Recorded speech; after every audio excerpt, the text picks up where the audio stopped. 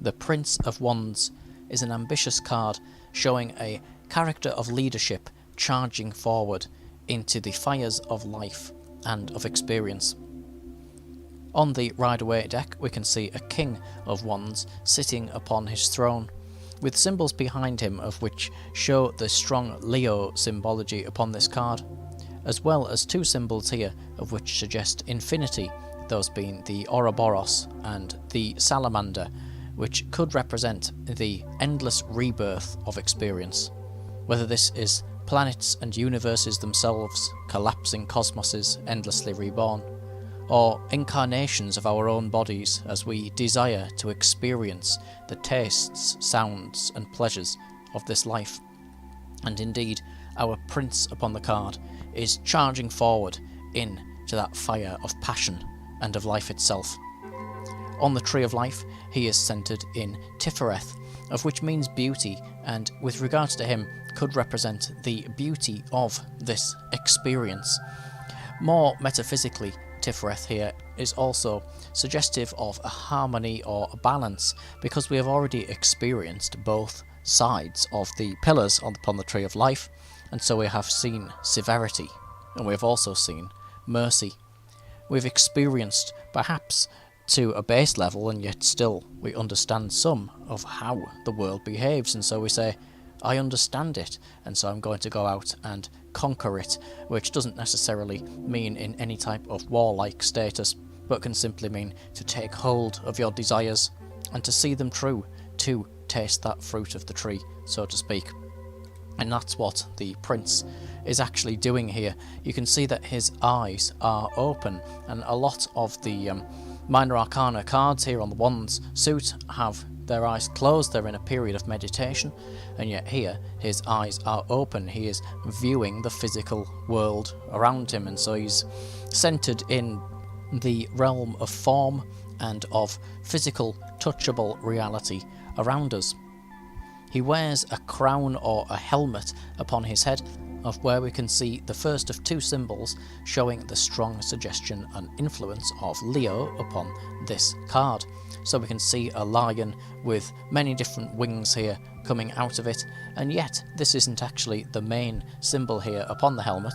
That is the 11 rays of which are emanating behind him.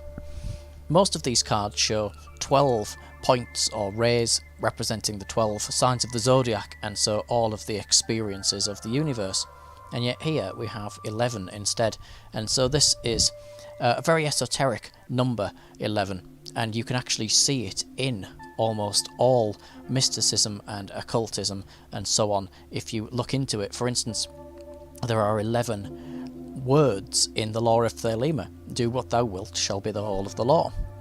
We may also see 11 letters in the word abrahadabra, and indeed, abracadabra is often the first magic word that children learn, and they say abracadabra when they're doing little spells and magic trips, unaware that perhaps they are actually uttering great mystical secrets and innocent expressions of sacred law. We can also see 11 being the number of letters in Ra Hua Kuit, of which is the child of the sky goddess Nuit and the earth god Hajit.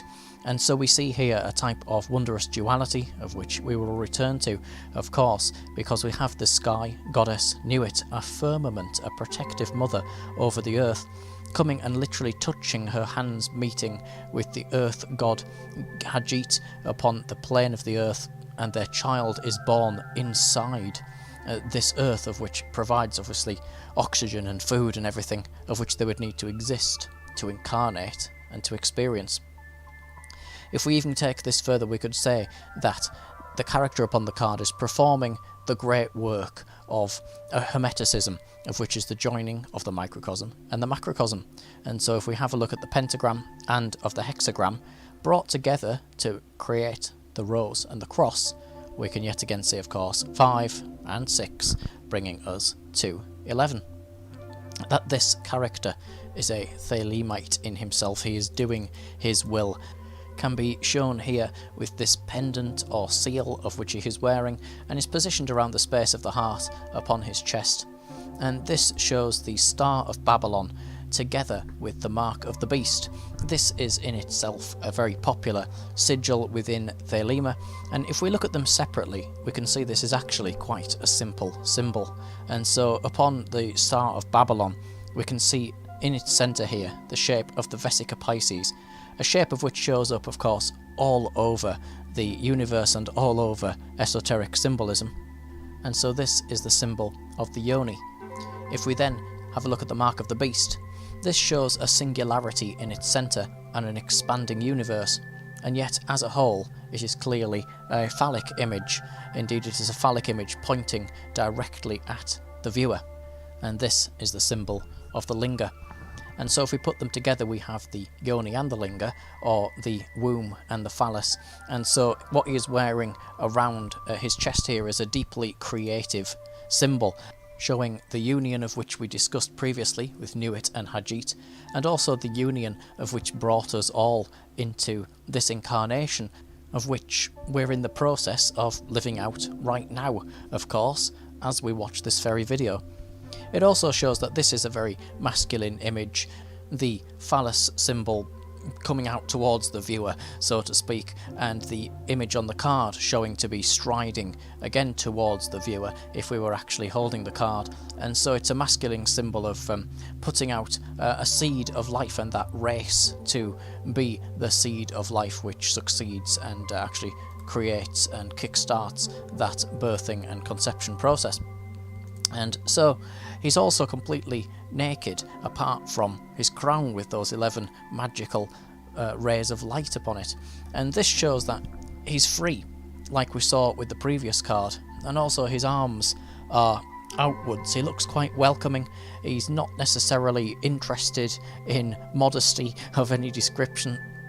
And he's very, very active. And so he's naked because he's not restricted by any type of garment or any type of armour of which may slow him down or make his movements more rigid or something like that. And so he's completely and totally free to go out there, and he's in a position of leadership. He's in a position of intense creative power and intense exploration of the world. Now, if we were to look at him from the side, we can see something quite interesting, because it would look like he was sitting in Aleister Crowley's very own personal asana, or yoga pose. And so an asana means seat, and it's how we position our bodies during meditation.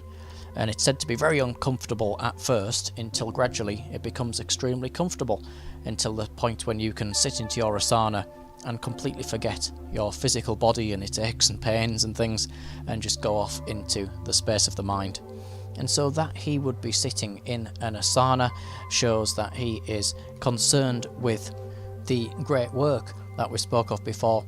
So he has that physical body here in the world of which we exist in now, and he's still connected with the powers of the mind, those 11 rays.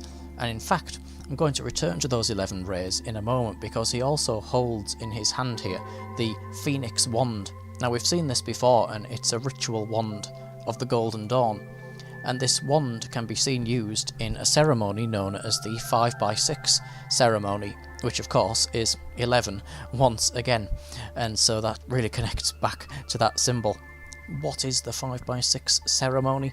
Well, it's all about bringing into manifestation the powers of life via a vital heat, a fire. It's a type of fire ritual. And of course, we have the Phoenix wand, the phoenix said to have created itself from the fire, and is thus infinitely reborn through it.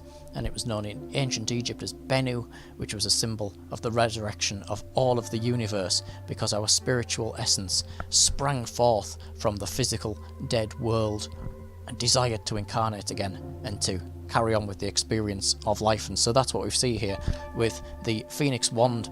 It also shows the power of the character. He's in a position of leadership. He's able to go out and perform this ritual and make it work, and so he's at quite a high level in his development there as well. Over on his left hand, we can see that he is holding the reins, of which are connected to this large lion. The left hand concerned with the physical world, and so this shows he is in complete control of where he goes in the physical world. He has free reign over where this lion takes him.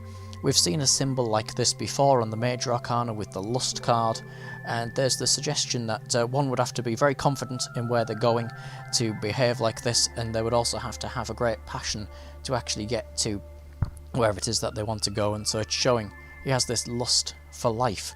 He has this desire to go to all of the corners of the earth and to taste of their many wonders, and he has complete freedom over which corner of the earth to go to first and how long he stays there and everything else. And so the actual reins are of course connected to a lion, of which is pulling him along on a chariot, and it looks like he's going really very, very quickly here, which obviously is that power. You can imagine the roaring of this chariot as it emblazons itself through the roads. And of course the lion is Leo. We have that strong influence of Leo coming through this card.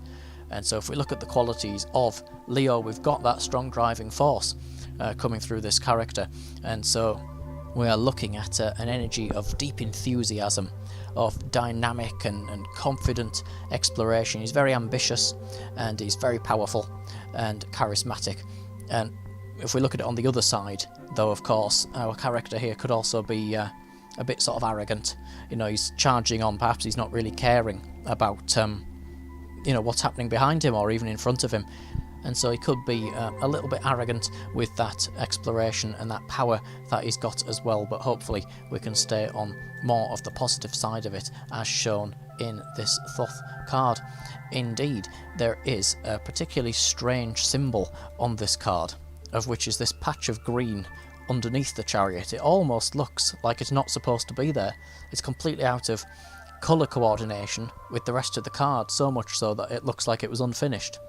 Well, it's an odd symbol, and yet it is, as far as I'm concerned, the green earth, which is to say the fertilised earth, returning us again to the seal upon his chest. Wherever his chariot goes to, it's furrowing the earth with its wheels, and his seed, of which is springing forth, which doesn't necessarily have to be thought of in a sexual manner. It can literally be the creative seed of the intuition and of the heart. And so he furrows the earth, impregnates it with this creative seed, and what's going to happen? Grass is going to grow, and the fertile green earth is going to show, and so he's laying the groundwork for the green earth to show behind him. And so it's a really quite interesting and easily missed symbol. And so when you draw the Prince of Wands here in your Thoth Tarot reading, it's asking us to take upon the qualities of this character, and it can say that perhaps we've reached a point in our life where we may have to use this enthusiasm, we may have to find a drive to move us forward and to explore new things and better things that may lead us down new paths. We need to get hold of his leadership and his qualities of enjoyment of life, that lust for life, engage ourselves in them and put them towards achieving our own personal goals.